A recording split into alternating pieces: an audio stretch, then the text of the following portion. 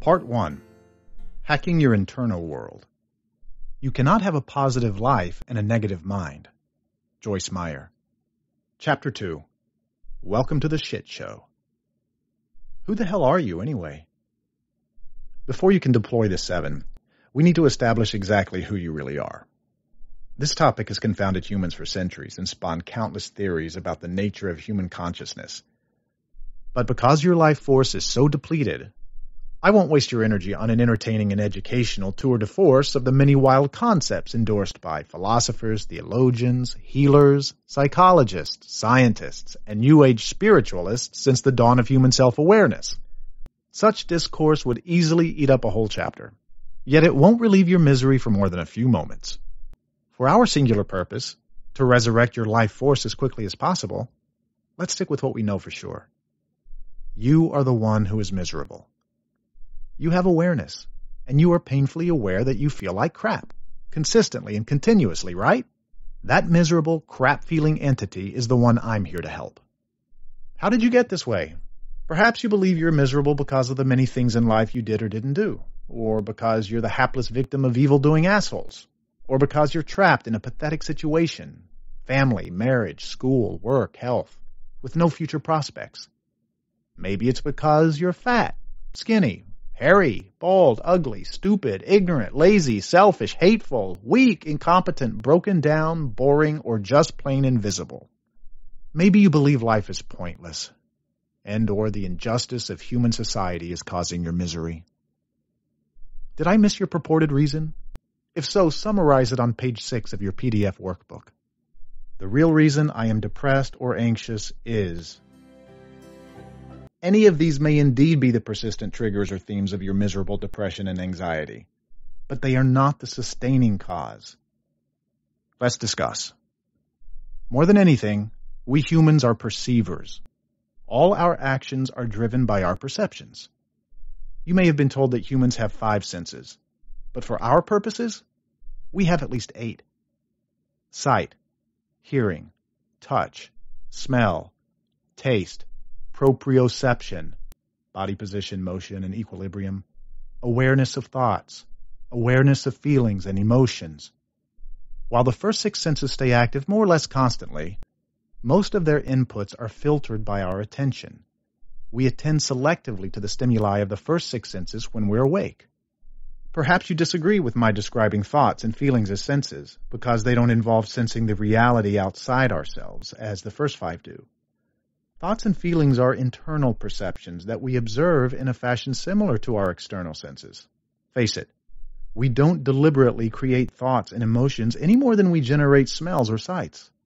Instead, we experience them, we observe them, we have them.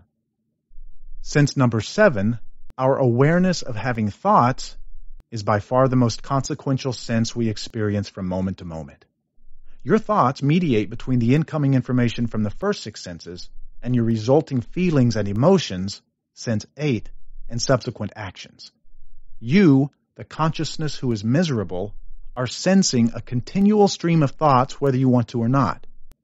You might be able to shut off the first 6 senses by closing your eyes, plugging your ears and nose, and floating suspended in a saltwater bath. But there's no way in hell you can stop paying attention to the continuous flow of thoughts you perceive. The nonstop show in your head. As often as not, the first 6 senses do not actually determine your thoughts. Instead, memories or imaginary projections about the present, past, or future arise in your mind as sensory thoughts with no external source. These perceptions, i.e. daydreams, are completely internal, and they're continuous. You perceive a series of inbound thoughts, and you perceive subtle emotional reactions to them. You talk, act, or project, and then you perceive more thoughts and emotions in a never-ending show you watch in your mind. Take one moment right now to observe yourself experiencing the show in your head. Stop thinking for a few seconds, if you can, and wait for the mind show to start. Some single thought will pop up, followed by an associated thought of some kind, and zing, the show is off and running of its own accord. You don't have to do anything but perceive it. For example, right now you might think something like this. Okay, this is stupid, but I'll try it. 2 seconds of inner silence. What? Nothing. I don't get it. I don't like this. I'm going to get some food. Yeah, but I'm too fat. I really shouldn't. Who cares? Maybe just a snack. Let me check my phone first for... You and everyone you know grinds through life with a nonstop thought show running in their heads. Whether they're standing in the shower, sitting at their desks, eating a meal, making love, or sitting on the toilet, their shows never stop for more than a nanosecond or two. Every person you pass on the street is busy watching their own head show. And that way, we're all alike. Incredible. Shit show. In your case, the show in your head is a shit show. And that's the root reason you're miserable. Assuming you're not in immediate danger from an abuser, a rapist, or the reaper. Let me repeat. Your life circumstances do not cause your misery. The 24/7 shit show in your head does. As a simple illustration of this truth, consider 2 cashiers working the graveyard shift, night after night at a convenience store for minimum wage on a bleak, lonely interstate highway. Both work long hours for lousy pay.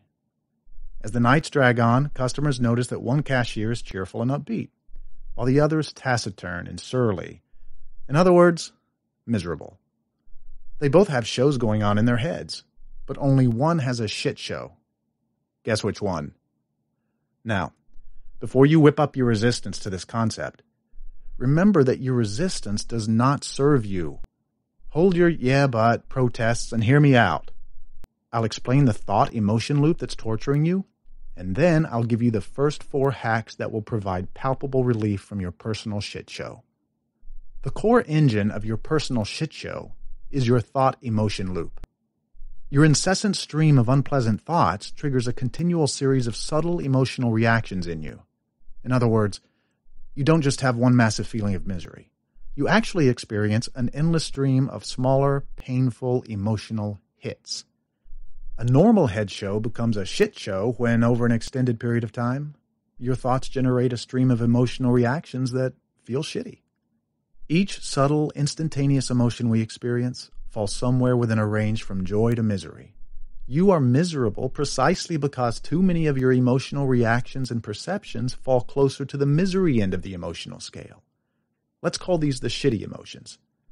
Your myriad subtle, shitty emotions are the enduring and sustaining source of your suffering. You know what I'm talking about. You wake up when the alarm goes off, and your shit show cranks right up. It sounds something like this. Oh, man, it's morning already? Ouch.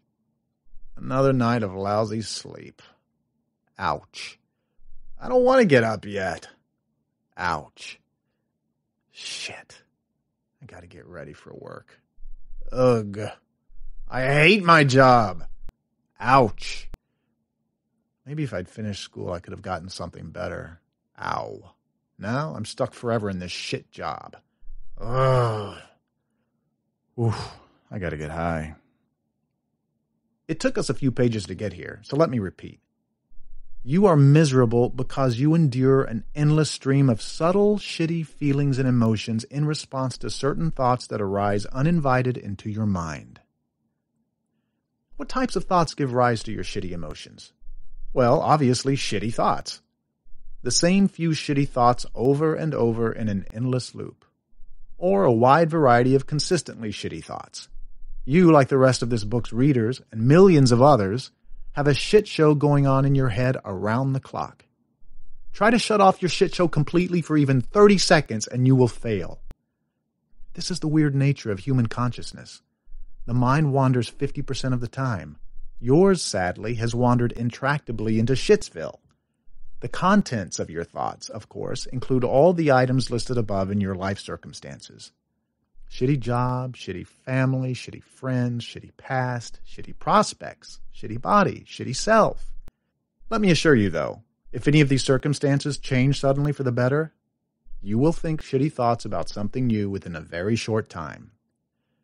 You might try to change the channel and declare your intention to generate some positive thoughts or affirmations, but for whatever reason, the crappy thoughts reassert themselves almost immediately. Your life force suffers from death by a million shitty thoughts. Do you deny this?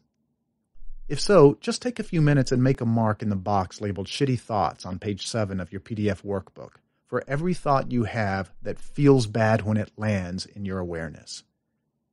It'll probably start with, "This is a stupid idea." Feel free to make a mark in the Happy Thoughts box for thoughts that feel uplifting when they land. The longer you do this exercise, the more likely you are to agree with me that your life force is dying a tiny bit with each shitty thought. Your life force is so diminished at this point that all you can generate is shitty thoughts, right?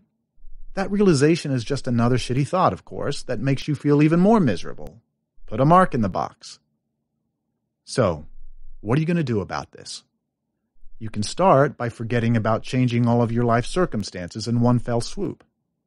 There'll be time for life changes in the last 3 hacks. Instead, let's start implementing the first hack of the 7.